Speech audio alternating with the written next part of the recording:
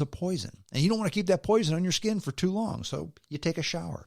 Nice showers here at this facility. So I showered, went into the bed, into the tent, turned on the ball game, listened to the last part of the ball game, and I went to sleep. Nice and warm because I had my sleep shirt. Had the radio, had my sleep shirt. Tummy was full because the trophy wife had brought the torch for the cook stove. And I listened to the ball game. I listened to the post-game interviews. I listened to Coast to Coast. So the radio was on all night long, and I dozed off and on all night long. Woke up at 5 o'clock in the morning because there was a big wind outside. In fact, I thought it was rain, but it couldn't have been rain because I would have heard the rain on my tent, and I didn't hear that. Looked at my phone, looked at the weather map, and there was a big storm coming. In fact, my area was due to get bombarded by about 7:30 or so. So I thought, that's it. Camping in the rain is not particularly fun. Breaking camp in the rain is no fun. So 5 o'clock in the morning, I lit the lantern, broke camp, put everything away in the dark, but with the lantern, so it's fine. And I went home.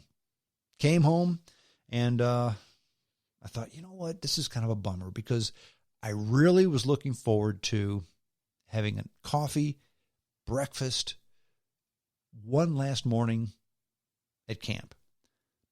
But it was going to rain, so it wasn't going to happen. Even if I had waited and it had rained, it still would have been a mess. So I just came home, brought everything inside. The trophy wife had to leave because she had an event today, something to do. And so I'm here by myself, and I put up the sunsetter awning out onto the patio, okay, right before the rain came. In fact, as I was putting up the sunsetter awning, the rain came. But then I set up a table and my cook stove, and I brewed coffee on the percolator. I cooked a nice breakfast of oatmeal, raisins, and cinnamon. So I basically read the paper, the e-paper, Wall Street Journal and the Washington Post, did a little bit of social media, talked to some folks, and enjoyed the coffee, enjoyed my breakfast, and I watched it rain. It was just a wonderful weekend, a fantastic weekend, a weekend that everybody should have had. Put it this way, if you had as much fun this weekend as I did, then you, my friend, had a fantastic weekend.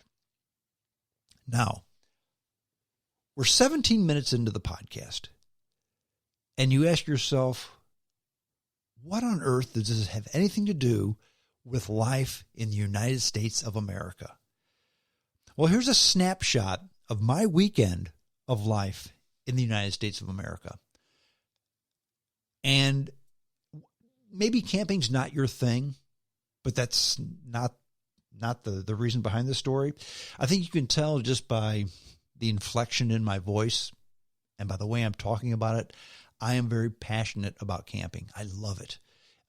You get to be one with nature. Excuse me. You're one with nature. You're outside. You're in the fresh air. And there's no excuse for not going camping for anybody because it doesn't cost much money. I mean, sure, I have a tent. That was $40 at Walmart years ago, okay? The camping fees, it's $10 a night. The food, you're going to eat anyway. I had eggs and bacon. I had turkey sandwiches. I had steak, but it was a half pound of steak a piece, 1 pound of sirloin that was on sale for $8.99 a pound, okay? 2 potatoes that I cut up and fried. Eggs and bacon. We didn't have Chateaubriand, okay? My kid brought the beer, all right? It wasn't expensive. It's something you can do that doesn't cost much money at all, and I love it. Now, what does this have to do with living in America? Again, I've said many, many times that America is the best place in the world. It's the best place in the world to live, at least for me. Now, is it perfect? No. The best place in the world to live with with apologies to those of you in Canada or the UK or any other country where you think that your country may be the best in the world to live. And by the way, if you believe that, I'm not going to argue with you. I'm going to compliment you, because different things mean different things for different folks, okay? But for me, America, United States of America, is the best place to live. Not perfect, but the best place to live. There are boundless opportunities here in this country. But now that doesn't mean that there's not room for improvement, okay? And you get out of it what you put into it, okay? That doesn't always mean that if you put in 10 units, you get out 10 units. Doesn't mean that. Sometimes if you put in 10 units, you're just going to get out 2. But if you put in 20, you may get out 4. If you put in 50, you may get out, well, you get the picture, okay? The more you put into it, the more you'll get out of it. The effort is certainly rewarded. Not every time, and not in a fair manner, and not the way you expect it. But it still works out the best. The more effort you put into it, the more you get out of it. You just make adjustments when things don't go as planned. Okay? And that's how I compare it to the camping trip. Because I had planned this trip, okay? And I still forgot 3 things. 3 pretty important things, by the way. We almost didn't get dinner cooked because I forgot the lighter, or a breakfast cooked because I forgot the lighter. I was not as comfortable as I could have been because I didn't have my sleep shirt, and it got colder than I thought it would. And the radio, sitting at camp at night listening to a Cardinal game, to me, it doesn't get better than that. Couldn't do that. So we had plan B. My son and I had a very deep discussion about life. Probably more entertaining than the ball game because the Cardinals lost that night. So it all worked out for the best. Okay? There's always opportunity. In other words, I had the opportunity to have a perfect time at camp. And I didn't because I forgot a few things. Okay? But it was a great trip. Not a perfect trip, but a great trip. You get out of it what you put into it. America's just like a camping trip, okay? I was bound and determined to have breakfast on Sunday morning. But then the rain came, okay? Now, I'm a pretty influential guy, but I have absolutely no influence over the weather. No matter what I do, the weather is going to happen. Same with you. You can't change the weather. You can't alter the weather. You can do nothing about the weather, but you can make adjustments for the weather. And that's what I did. I broke camp. Everything was still dry because it hadn't rained.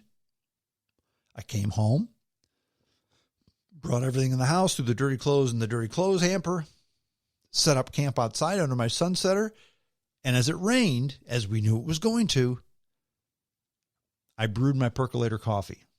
I cooked my oatmeal. I read the paper, and I had an outstanding morning. As I was looking through the paper and browsing through social media, I had remembered a conversation I had with Charles Jaco. Yeah, that Charles Jaco. In fact, I mentioned it on a previous podcast. And my intent was to invite him to be on the podcast. But I hadn't seen anything out of him recently. Now, for those of you who didn't listen to the podcast, Charles Jaco, who we are friends on Facebook, posted an article about how more people are leaving the United States than coming into the United States, and how America is not a good place to live anymore. And I refuted that back and forth with facts. And he shot me a story that I vetted. And I found out that Mr. Jaco's understanding of more people are leaving the U.S. than coming to the U.S. includes snowbirds who go someplace else for the wintertime and those who work outside the country for international firms. But all these people are keeping their citizenship. In other words, they're not really leaving the country.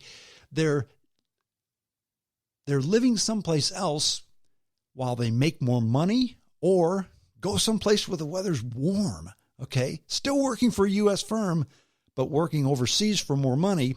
Still a U.S. citizen, but going to Mexico for the wintertime because it's a whole lot warmer than Minnesota, okay? Oh, and by the way, the reason they can do that is because they live in this country and they have more money than most, okay? So we went back and forth, and I thought it was a good exchange.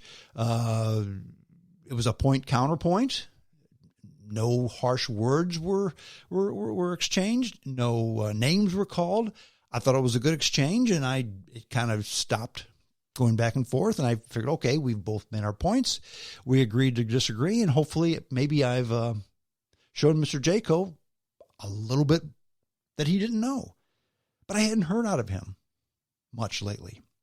Reason being is he unfriended me on Facebook. I find that incredible. I mean, I'm not going to sit here and say that I'm a smarter guy than Charles Jaco. He was a journalist. Maybe he still is. I don't know if he's even working. Perhaps he's retired. But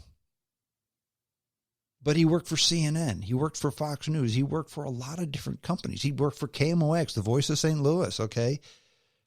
The guy's the real deal. Very smart guy. Very successful.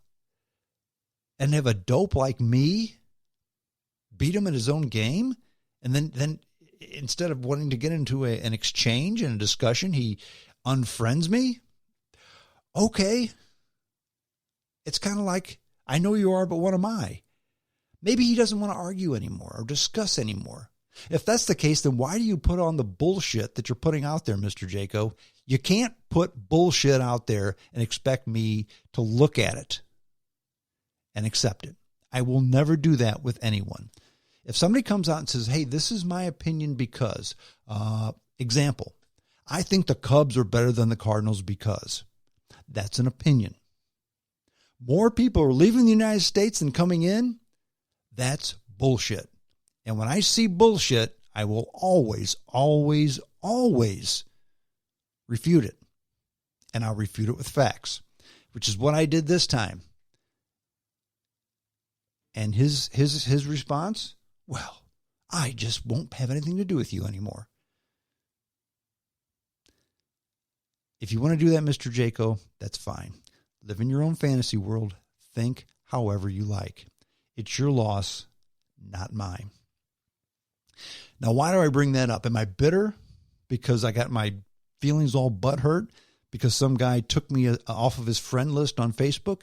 No. It just goes to make my point. Life is like a camping trip, okay?